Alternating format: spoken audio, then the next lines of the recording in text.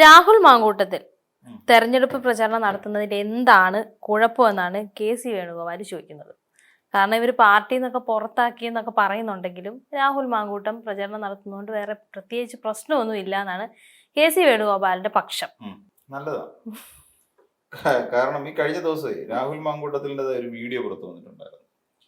രാഹുൽ മാങ്കൂട്ടം വലിയ വിശദമായി 750 കോടിയെ കുറിച്ചിട്ട് വിശദമായി പ്രതിപാദിക്കുന്ന ഒരു വലിയ ഒരു വീഡിയോ ആണ്. ഏകദേശം ഒരു 8-10 മിനിറ്റോളം ലെങ്ത് ഉള്ള ഒരു വീഡിയോ പുറത്തെടുക്കും. ഒരുപക്ഷെ ആ വീഡിയോ കണ്ട് പ്രചോദിതനായിട്ടാണോ, ആ വീഡിയോ കണ്ടിട്ട് രാഹുൽ മാങ്കൂട്ടത്തിനോട് തോന്നിയ ആരാധനയാണോ, ഇനി അതല്ല ഈ പുറത്തേക്ക് വരാൻ വേണ്ടി വെമ്പി നിൽക്കുന്ന ഒരാളുടെ എന്താ പറയാ വാഗ്ധോരണിയെ കണ്ടിട്ട് ആകൃഷ്ടനായിട്ടാണോ എന്നറിയത്തില്ല കെ.സി. വേണുഗോപാൽ ഇങ്ങനെ ഒരു പ്രസ്താവന നടത്തിയെന്ന് അറിയില്ല. ഒരുപക്ഷെ എനിക്ക് തോന്നുന്നത് കെ.സിയെ സംബന്ധിച്ചിടത്തോളം രാഹുൽ മാങ്കൂട്ടത്തിൽ എന്ന് പറയുന്ന ഒരാൾ രംഗത്തേക്ക് ഇറങ്ങി കാണണമെന്ന് ആഗ്രഹിക്കുന്ന ഒരാൾ തന്നെയാണ്. കാരണം കെ.സിയും രാഹുൽ മാങ്കൂട്ടത്തിലും ഷാഫി പറമ്പിലും എല്ലാം അടങ്ങുന്ന ഒരു വലിയ ഒരു വൃന്ദം ഇവിടെ ഉണ്ടായിരുന്നു കേരളത്തിൽ. നമുക്കറിയാം, അവരുടെ പക്ഷം പിടിച്ചുകൊണ്ട് കെ.സി. വേണുഗോപാലിന്റെ സ്വന്തം ഭാര്യ ഇത് രാഹുൽ മാങ്കൂട്ടത്തിനെ വിമർശിച്ച് ഒരു പോസ്റ്റ് ഫേസ്ബുക്കിൽ ഇട്ട് കഴിഞ്ഞപ്പോൾ വളരെ നൊടിയിട കൊണ്ട് ആ പോസ്റ്റ് പിൻവലിച്ച് കെ.സി. വേണുഗോപാലിന്റെ ഭാര്യയ്ക്ക് പോലും മാപ്പ് പറഞ്ഞ് തടി തപ്പേണ്ട ഗതികേടുണ്ടായ ഒരു രാഷ്ട്രീയ സാഹചര്യം ഉണ്ടായിരുന്നു നമ്മുടെ കേരളത്തിൽ. പക്ഷേ എന്നിട്ടും അതൊന്നും ആരും ചോദിക്കാനോ പറയാനോ തയ്യാറായില്ല എന്നുള്ളതൊരു വാസ്തവമായി നമ്മുടെ മുന്നിലുണ്ട്. കെ.സി. വേണുഗോപാലിനും ഇവരെ ഭയമാണ്, കെ.സിക്കും ഭയമാണ്. ശരിക്കും പറഞ്ഞത് കെ.സിയെ സംബന്ധിച്ചിടത്തോളം കെ.സിക്കെതിരെ ഒരു ആയുധം, മാരകായുധം എന്തെങ്കിലും ഇവൻ കയ്യിൽ കരുതി വെച്ചിട്ടുണ്ടോ എന്നും അറിയില്ല. കെ.സിക്കെതിരെ ഇഷ്ടം പോലെ മാരകായുധങ്ങൾ ഉണ്ടാകാനുള്ള സാധ്യതയുണ്ട്. കാരണം തന്നെയല്ല, കെ.സി. വേണുഗോപാൽ എന്ന് പറയുന്ന ഒരാൾ കുറച്ച് കാലത്തിന് മുൻപ് 2016, 15, 16 കാലഘട്ടങ്ങളിൽ കേരളത്തിൽ ഏറ്റവും കൂടുതൽ നാറ്റക്കേസ് അനുഭവിച്ച ഒരു നേതാവ് കൂടിയാണ് എന്ന് നമുക്കറിയാം. പേരൊക്കെ ഉണ്ടായിരുന്നു കത്തിനകത്ത്. അപ്പം അങ്ങനെ പിന്നെ നാണക്കേട് സഹിച്ചുകൊണ്ട് നടന്ന ഒരാളാണ്. പിന്നെ തന്നെയല്ല, ഒരു ഘട്ടത്തിൽ ഇതിന് മുമ്പത്തെ 2019 ലോക്സഭാ തെരഞ്ഞെടുപ്പുമായി ബന്ധപ്പെട്ടുകൊണ്ടും കെ.സി. വേണുഗോപാലിന് ഇതേപോലത്തെ ഒരു ആരോപണം ഏൽക്കേണ്ടി വന്നിട്ടുണ്ട്. അപ്പം ഇങ്ങനെ നിരവധി സാഹചര്യങ്ങളുള്ളപ്പോൾ കെ.സിക്ക് ഇപ്പോൾ അവനെ പിന്തുണച്ചേ പറ്റൂ. രാഹുൽ മാങ്കൂട്ടത്തിനെ സംബന്ധിച്ചുകൊണ്ട് എങ്ങനെ പ്രചരണം നടത്തുന്നതിൽ എന്താ കുഴപ്പം എന്നാണ് ചോദിക്കുന്നത്. എന്താ തെറ്റ്? അത് തെറ്റ് പറയാൻ പറ്റില്ല. എങ്ങനെ തെറ്റ് പറയാൻ പറ്റും? അല്ലെങ്കിൽ എങ്ങനെയാണത് ശരിയാവുന്നതെന്ന് കെ.സി വിശദീകരിക്കണം. അതായത് ഈ രാഹുൽ മാങ്കൂട്ടത്തിൽ ഏത് പാർട്ടിക്ക് വേണ്ടിയിട്ട് ആയിരിക്കും പ്രചരണം നടത്തുന്നത്? അതാണല്ലോ ഏറ്റവും പ്രധാനപ്പെട്ട ഒരു കാര്യം. ഏത് മുന്നണിക്ക് വേണ്ടിയിട്ടായിരിക്കും പ്രചരണം നടത്തുന്നത്? തെറ്റില്ല എന്ന് പറയുന്നു, ശരി, നമ്മൾ പറയുന്നു അത് തെറ്റല്ല.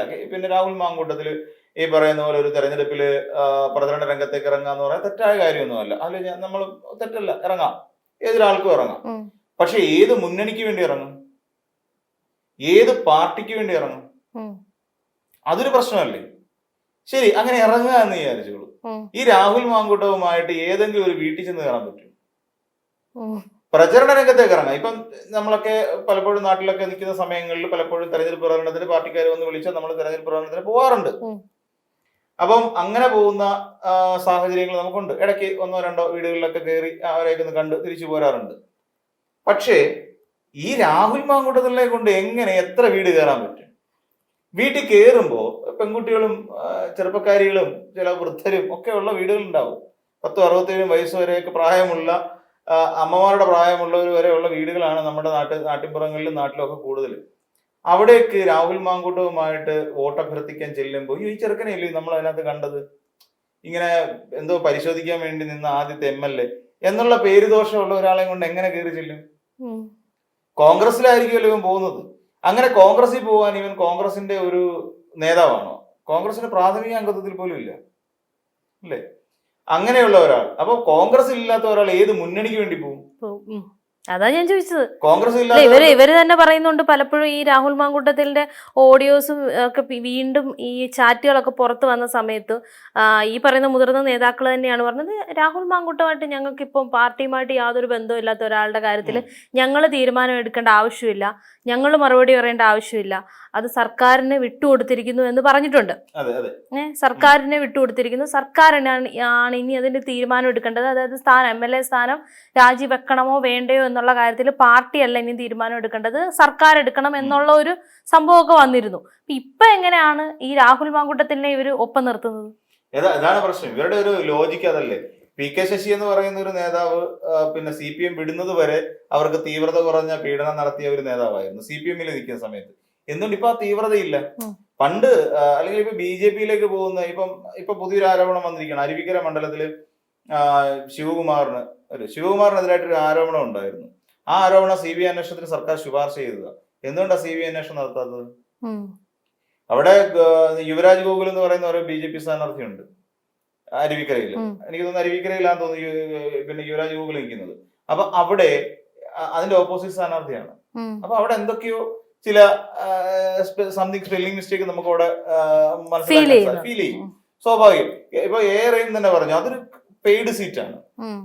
അവിടെ പിന്നെ അതിനുവേണ്ടി ഒരു അഡ്ജസ്റ്റ്മെന്റിന്റെ ഭാഗമായിട്ടാണ്, ശരിക്കും ഒരു ഡീലിന്റെ ഭാഗമായിട്ടാണ് ഈ പറയുന്ന പിന്നെ VS ശിവകുമാറിന് അവിടെ സീറ്റ് കൊടുത്തത് എന്ന് പറയുന്ന ഒരു ആരോപണം ഇപ്പൊ നിലവിലുണ്ട്.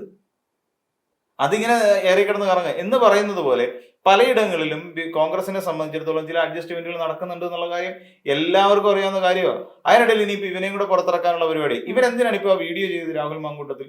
സിമ്പിൾ ആണ്. എങ്ങനെയെങ്കിലും കോൺഗ്രസിനെ ന്യായീകരിച്ചുകൊണ്ട് രംഗത്ത് വരണം.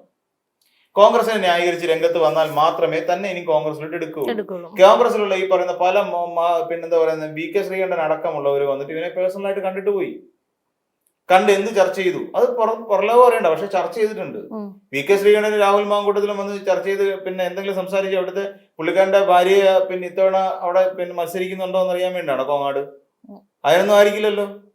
അവിടെ സംഭവിച്ചത് മൊത്തം സംസാരിച്ച പൊളിറ്റിക്സ് തന്നെയാണ്, രാഷ്ട്രീയമാണ്. രാഷ്ട്രീയക്കാർ തമ്മിൽ കൂടി കഴിഞ്ഞപ്പോഴും രാഷ്ട്രീയ സംഭാഷണങ്ങളേ ഉണ്ടാവുള്ളൂ. അല്ലാതെ അവിടെ വന്നിട്ട് കുടുംബവിശേഷം അന്വേഷിച്ചിട്ട് ചായ കുടിച്ചിട്ട് പോകാൻ വരുന്നത് നല്ല രാഷ്ട്രീയക്കാർ.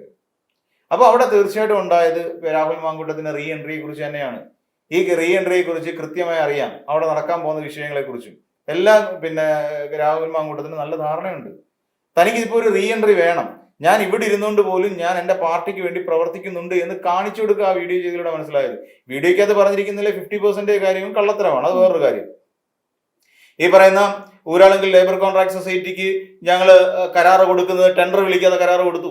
ആരാണ് ടെൻഡർ വിളിക്കാതെ കരാറ് കൊടുക്കാനുള്ള ആദ്യത്തെ പരിപാടി തുടങ്ങി വെച്ചത്? ഇവിടെ ആരാ തുടങ്ങി വെച്ചത്? CPM ആണോ? അല്ല, ഉമ്മൻചാണ്ടിയുടെ കാലഘട്ടത്തിലാണ് അത് വന്നത്. കരമന കളിയിക്കാനുള്ള റോഡ് 990 കോടി രൂപയിലധികമാണ് ലേബർ പിന്നെ സൊസൈറ്റി ഊരാളുങ്കലിന് കൊടുത്തിരുന്നത്. ഇതിന് ആ കാലഘട്ടത്തിലും ചെറുകിട ആൾക്കാർ കോടതി പോയപ്പോഴും കോടതി തള്ളിക്കളയുക ചെയ്ത് അടിയന്തര ഘട്ടങ്ങളിൽ ഉപയോഗിക്കാം, ടെൻഡർ വിളിക്കാതെ കൊടുക്കാൻ കഴിയും എന്ന് പറയാൻ നിയമമുണ്ടെന്നേ ഇവിടെ. ഉമ്മൻചാണ്ടി അധികാരത്തിലിരിക്കുന്ന സമയത്താണ് ഈ പറഞ്ഞ ഊരാളുങ്കൽ ലേബർ പിന്നെ സർവീസ് സൊസൈറ്റി കൊടുക്കുന്നത്. ഒരു പിന്നെ പാസ്പോർട്ട് വെരിഫിക്കേഷൻ സോഫ്റ്റ്വെയർ ഉണ്ടാക്കിയത് ഇവരാണ്. അപ്പൊ ഇതെല്ലാം ഊരാളുങ്കലിനെ കൊണ്ട് ചെയ്യിച്ചത് UDF-ന്റെ കാലഘട്ടത്തിലാണ് അവർക്ക് അങ്ങനെ ഒരു പ്രിവിലേജ് കൊടുത്തത്. എന്നിട്ട് ഇതെല്ലാം കൂടെ ഊരാളുങ്കൽ ലേബർ സൊസൈറ്റിയെ പ്രൊട്ടക്ട് ചെയ്യാൻ വേണ്ടി സംസ്ഥാനം കളിക്കുന്ന കളിയാണ് എന്ന് വരുത്തി തീർത്തുകൊണ്ട് സർക്കാരിനെ വീണ്ടും പ്രതിരോധത്തിലാക്കാനും ജനങ്ങളെ തെറ്റിദ്ധരിപ്പിക്കാനും വേണ്ടി ഇമാതിരി വ്യാജ പ്രചരണങ്ങൾ അഴിച്ചുവിടുന്നു. വ്യാജ പ്രചരണം എന്ന് രാഹുൽ മാങ്കൂട്ടം പറയുമ്പോഴേ വ്യാജ പ്രചരണമായി മാറുന്നു. ഈ രീതിയിൽ ആൾക്കാരുടെ ഇടയിലേക്ക് കാര്യങ്ങൾ തെറ്റിദ്ധരിപ്പിക്കുക എന്നുള്ളതാണ്. അപ്പൊ ഇങ്ങനെ വരുന്ന ഒരു സാഹചര്യത്തിൽ ഇത് ജനങ്ങൾ കഴിഞ്ഞ 2 ദിവസമായിട്ട് ചർച്ച ചെയ്തുകൊണ്ടിരിക്കുന്ന വിഷയമാണ് കേരളത്തിൽ. രാഹുൽ മാങ്കൂട്ടത്തിൽ പറഞ്ഞു. അപ്പൊ സ്വാഭാവികമായി രാഹുൽ മാങ്കൂട്ടം പ്രചരണ രംഗത്തുണ്ട് എന്നതിനെ വിശ്വസിക്കേണ്ടി വരുന്നു. അപ്പൊ ഈ രാഹുൽ അനുകൂലികൾ എന്തുകൊണ്ടാണ് രാഹുൽ മാങ്കൂട്ടത്തിനെ ഇതുവരെ എടുത്ത് കളയാൻ പറ്റാത്തത്? കേരളത്തിൽ രാഹുൽ അനുകൂലികൾ എന്ന് പറയുന്ന ഒരു ടീമുണ്ട്. അവർക്ക് വലിയൊരു സൈബർ വിങ് ഉണ്ടെന്നേ, ഒരു വലിയ സൈബർ വിങ് ഉണ്ട്. KC വേണുഗോപാലിന് ഇല്ലാത്ത, രമേശ് ചെന്നിത്തലയ്ക്ക് ഇല്ലാത്ത, VD സതീശന് ഇല്ലാത്ത ഒരു വലിയ ഫാൻ ബേസ് രാഹുൽ മാങ്കൂട്ടത്തിലും ഷാഫി പറമ്പലിനും ഉണ്ട്. ഇത് ഉണ്ടാക്കിയെടുത്തു ഈ ഫാൻ ബേസ്. ഈ ഫാൻ ബേസിനകത്തുള്ള പലരും സൈബർ അറ്റാക്ക് ചെയ്യുന്ന ടീമുകൾ തന്നെയാണ്. ഈ സൈബർ അറ്റാക്കിനെ ഭയന്നിട്ടാണ് പല നേതാക്കന്മാരും കടിച്ചു പിടിച്ച് ഇവന്മാരുടെ എല്ലാ മർദ്ദനത്തിനും വിധേയരായി ജീവിക്കുന്നത്. VD സതീശനെ പോലും ഇവരെ എടുത്തുയർത്തി ഇവിടം വരെ കൊണ്ടെത്തിച്ച VD സതീശനെ പോലും ഒരു ഘട്ടത്തിൽ കാലെ വാരി നിലത്തടിച്ചവരാണ് ഇവർ. നമ്മൾ നോക്കിയാൽ മനസ്സിലാവും, കാലെ വാരി നിലത്തടിച്ചു. അങ്ങനെയുള്ള ടീമുകളാണ് ഇവരുടെ കൂട്ടത്തിലുള്ളത്. അപ്പൊ KC അല്ല, ഇനി ഏത് തമ്പുരാൻ വിചാരിച്ചെന്ന് പറഞ്ഞാലും രാഹുൽ മാങ്കൂട്ടത്തിനെ തടയിടാൻ പറ്റത്തില്ല. KCക്ക് അതുകൊണ്ട് അനുനയിപ്പിച്ച് നിന്നേ പറ്റൂ. അവൻ വരുന്നതിൽ എന്താ തെറ്റ്? രാഹുൽ മാങ്കൂട്ടത്തിൽ പ്രചരണം നടത്താം. പക്ഷേ പ്രചരണം നടത്താമെന്ന് പറയുമ്പോഴും ഏത് പാർട്ടിക്ക് വേണ്ടിയിട്ടാണെന്നും ഏത് മുന്നണിക്ക് വേണ്ടിയിട്ടാണെന്നുള്ള കാര്യം പിന്നെ ഇദ്ദേഹം വ്യക്തമാക്കണം, KC വ്യക്തമാക്കണം. ജനങ്ങളുടെ മുന്നിൽ പൊതുമധ്യത്തിൽ പറയണം, ഞങ്ങൾക്ക് വേണ്ടി, കോൺഗ്രസിന് വേണ്ടി പ്രചരണ രംഗത്തേക്ക് ഇറങ്ങും, ഞങ്ങളുടെ UDF എന്ന് പറയുന്ന മുന്നണിക്ക് വേണ്ടിയിട്ട് പ്രചരണ രംഗത്തേക്ക് ഇറങ്ങും പറയണം. പക്ഷേ ഏതെങ്കിലും ഒരു 10 വീട്ടിലെങ്കിലും കൊണ്ടുവന്ന് കാണിക്കണം. എങ്കിൽ മാത്രം നമുക്കത് വിശ്വസിക്കാൻ പറ്റും. അത്രേ ഉള്ളൂ.